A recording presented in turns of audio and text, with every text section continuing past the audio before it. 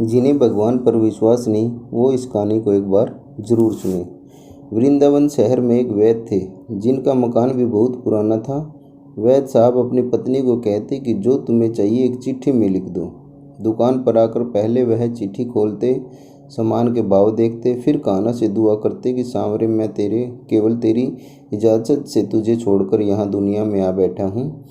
तू मेरी आज की व्यवस्था कर देगा, उसी समय वहाँ से उठ जाऊँगा। और फिर कभी सुबह 9:30 बजे, कभी 10 बजे वैद्य जी रोगियों की दवा देकर वापस अपने गांव चले जाते। एक दिन वैद्य जी ने दुकान खोली, फिर चिट्ठी खोली तो देखते ही रह गए। एक बार तो उनका मन भटक गया, उन्हें अपनी आंखों के सामने तारे चमकते हुए नजर आ गए।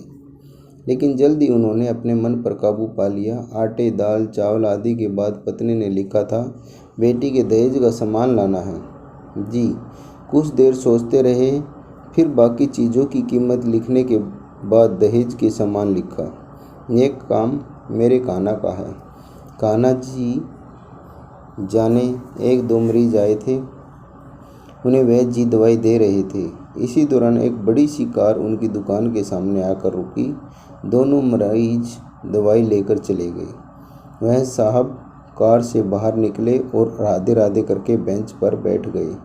वैद्य जी ने कहा, अगर आपको अपने लिए दवा लेनी है तो आपकी नाड़ी देख लूं। उस आदमी ने कहा, जी मुझे लगता है आपने मुझे पहचाना नहीं। मैं 15-16 साल बाद आपकी दुकान पे आया हूँ।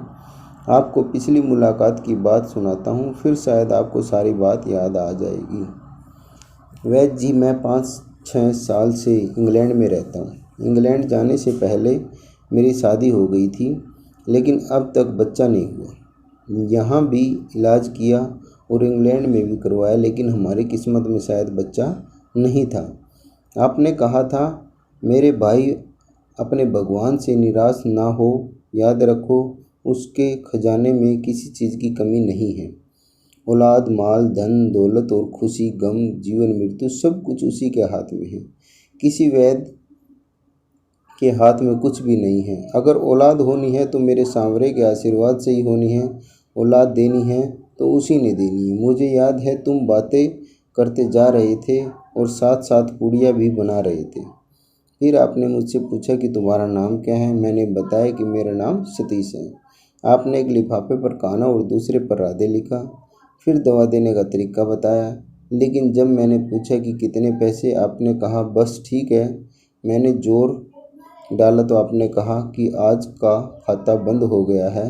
मैंने कहा मुझे आपकी बात समझ नहीं आई भाई। आज के खर्च के लिए जितनी रकम वैद्य ने कान्हा जी से मांगी थी, वह सांवरे ने उनको दे दी है। अधिक पैसे वे नहीं ले सकते। मैं बहुत हैरान हुआ और शर्मिंदा भी हुआ कि मैंने कितने घटिया विचार थे और यह वैद्य कितना महान व्यक्ति है।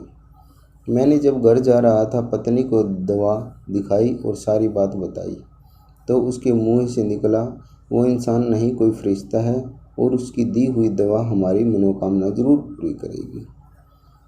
वैद्य जी, आज मेरे घर में 3 बच्चे हैं। हम पति पत्नी हर समय आपके लिए दुआ करते हैं। जब भी वृंदावन में छुट्टी में आया, कार उधर रोकी लेकिन दुकान को बंद पाया। कल दोपहर भी आया था, दुकान बंद थी। एक आदमी पास ही खड़ा हुआ था। उसने कहा कि अगर आपके वैद्य जी से मिलना है तो सुबह 9 बजे अवश्य पहुंच जाए, वरना उनसे मिलने की कोई गारंटी नहीं। इसलिए आज सवेरे सवेरे आपके पास आया हूँ।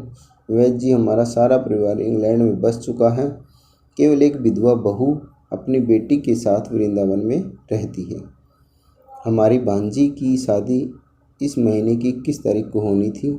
इस भांजी की शादी का सारा खर्च मैं अपने जिम्मा लिया था।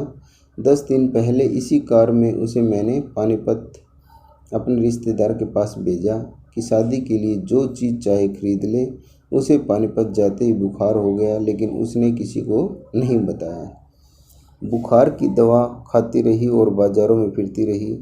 बाज़ार में फिरते फिरते अचानक बेहोश होकर गिरी। उसे अस्पताल ले गए। वह बेचारी इस दुनिया से चली गई। इसके बाद मरते ही न जाने क्यों मुझे और मेरी पत्नी को आपकी बेटी का ख्याल आया। हमने और हमारे सभी परिवार ने फैसला किया कि हम अपनी भांजी के सभी दहेज का साथ सामान आपके यहाँ पहुँचा देंगे। शादी जल्दी है तो इंतज़ाम खुद करेंगे और अगर कुछ देर है तो सभी खर्चों के लिए पैसा आपको नकदी पहुँचा देंगे। आप कृपया करके मना मत करना, अपना घर दिखा दें ताकि सारा सामान वहाँ पहुँचाया जा सके। वैद्य जी हैरान परेशान हुए, बोले, सतीश जी आप जो कुछ कह रहे हैं मुझे समझ नहीं आ रहा है। मेरा इतना मन नहीं है। मैं तो आज सुबह जब पत्नी के हाथ की चिट्ठी लिखी हुई चिट्ठी यहाँ आकर खोलकर देखा तो मिर्च मसाले के बाद जब मैंने ये शब्द पढ़े, बेटी के दहेज का सामान, तो आपको पता है मैंने क्या लिखा? आप खुद यह चिट्ठी जरा देखें। सतीश जी यह देखकर हैरान रह गए कि बेटी के दहेज के सामने लिखा हुआ था, यह काम कान्हा का है, कान्हा ही जाने। सतीश जी यकीन करो, आज तक कभी ऐसा नहीं हुआ कि पत्नी ने चिट्ठी पर बात लिखी हो और मेरे सामने ने उसका उसी दिन व्यवस्था न कर दी हो। आपकी भांजी की मौत का मुझे सदमा है, अफसोस है, लेकिन मैं सांवरे की कुदरत से हैरान हूँ कि वे कैसे अपने काम दिखाता है। जय श्री राधे, जय श्री राधे, राधे राधे।